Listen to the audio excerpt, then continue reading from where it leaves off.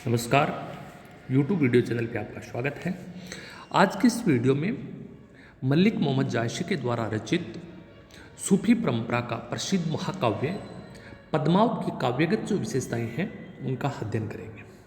पद्मावत की काव्यगत विशेषताओं में हम देखते हैं सबसे पहले भाव पक्ष की विशेषताएं। जायसी सूफी काव्य के प्रसिद्ध कवि है या प्रतिनिधि कवि है।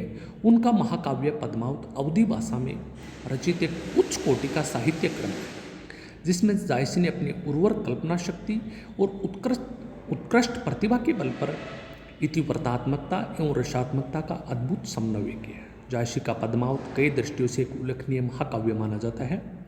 इसका वस्तु वर्णन बेजोड़ है और प्रकृति चित्रण भी अनुभव है। भाव, रस एवं श्रृंगार निरूपण की दृष्टि से उच्च कोटि का काव्य ग्रंथ माना जाता है।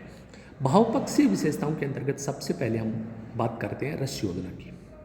पद्मावत प्रबंध काव्य है। प्रबंध काव्य होते हुए भी एक श्रृंगार प्रधान प्रेम काव्य है।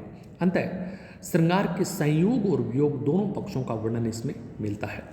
यद्यपि अन्य रसों की भी योजना की गई है, परंतु वो गौण रूप में है और ये गौण रस करुण रस है, वात्सल्य रस है, वीर, शांत और अद्भुत रस है। अब बात करते हैं संयोग पक्ष की। जायसी के प्रमुख काव्य पद्मावत में संयोग पक्ष को उतना विशद और विस्तृत चित्रण नहीं है जितना वियोग पक्ष का, क्योंकि संयोग पक्ष से कवि के आध्यात्मिक उद्देश्य की पूर्ति नहीं होती है। रहस्यवादी कवि होने के नाते उन्होंने रतन सेन और पद्मावती को जीव और ब्रह्मा का प्रतीक माना है।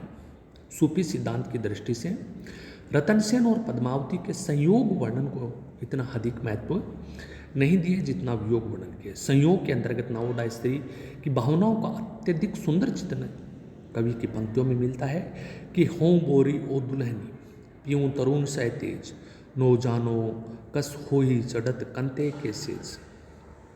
वीर्य वर्णन की बात करते हैं। जायसी का वीर्य वर्णन अद्वितीय है। नागमती और पद्मावती दोनों की वीर्य चित्र हमें पद्मावत में मिलती है। यद्यपि इस वर्णन में अत्युक्तियों का सारा भी कवि के द्वारा लिया गया है, पर उसमें जो वेदना की तीव्रता है वह हिंदी साहित्य में अन्यतर दुर्लभ है। उनका एक एक पद विरह का अगाध सागर है। पति के प्रवासी होने पर नागमती बहुत दुखी है और वह सोचती है कि वे स्त्रियां कितनी धन्य है जिनके पति उनके पास है। कवि कहता है, जिन घर कंता ते सुखी तिन गारो ओग्र, कंत प्यारा बाहरे हम सुख बुलासर। अगला करुण रस। श्रृंगार के उपरांत करुण रस को जायसी ने विशेष वर्णन किया है।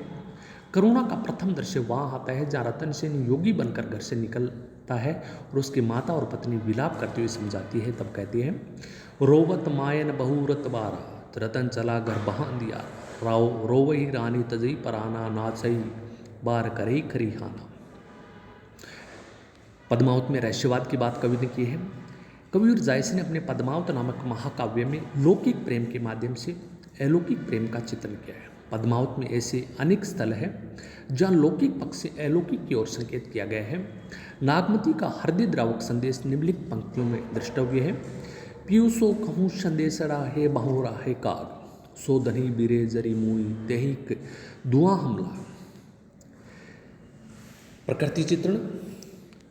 मानव प्रकृति के चित्रण के अतिरिक्त जायसी ने बाह्य दृश्यों का भी बहुत ही उत्कृष्ट चित्रण किया है। यद्यपि उनके काव्य में प्रकृति का आलम्बन और उद्दीपन रूप में चित्रण नहीं मिलता है, उद्दीपन रूप में चित्रण मिलता है। प्रकृति के अनेक रम्य चित्र उपलब्ध होते हैं। भावपक्ष के उपयुक्त विवेचन से सिद्ध होता है कि जायसी ने वास्तव में जायसी रसिद कवि थी।